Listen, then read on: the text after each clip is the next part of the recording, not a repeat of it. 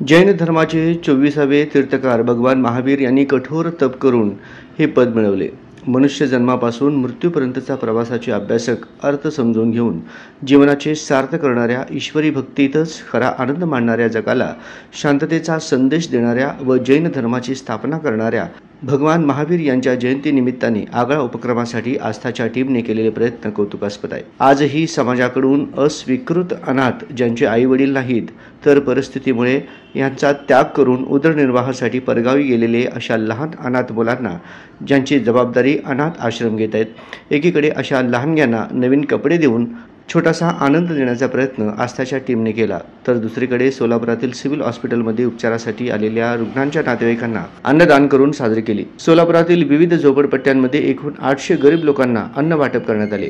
तसेच महावीर जन्मोत्सव साजरा करण्यात आला. कार्यक्रमाचे प्रमुख पाहुणे म्हणून नीता मंकणी, राजू हौशेट्टी, राजेश हलकुडे प्रमुख पाहुणे म्हणून उपस्थित होते.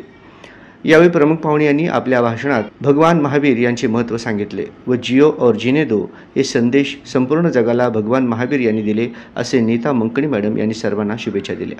कार्यक्रम आज केलेला आहे.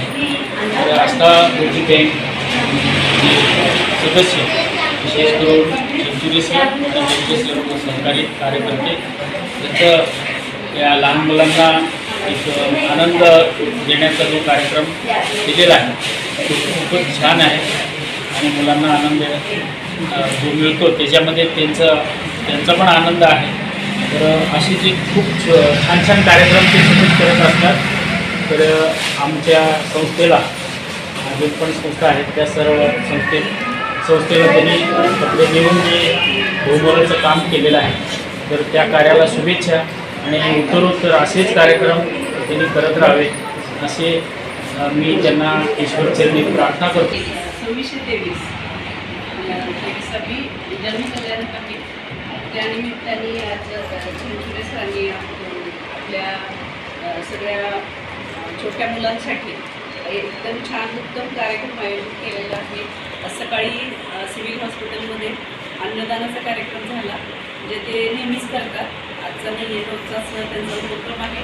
त्याचबरोबर या महाविद्यालयाच्या निमित्ताने विशेष त्यांनी मुलांसाठी मला वाटते जेवण पण झालंय सर, जेवण पण दिलेलं आहे आणि त्याबरोबर नवीन ड्रेस वाटप पण त्यांनी केलेलं आहे. असेच ते नेहमी उत्तम उपक्रम सतत करत असतात.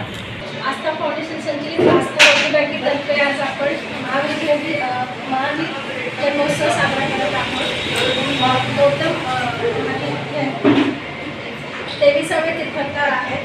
त्यांनी तप केलं, मोठी तपश्चर्या केली, तन मन धन, म्हणजे ते एका राजाचे इतके सुखी राजपुत्र होते की त्यांना दुःख आणि वेदना आणि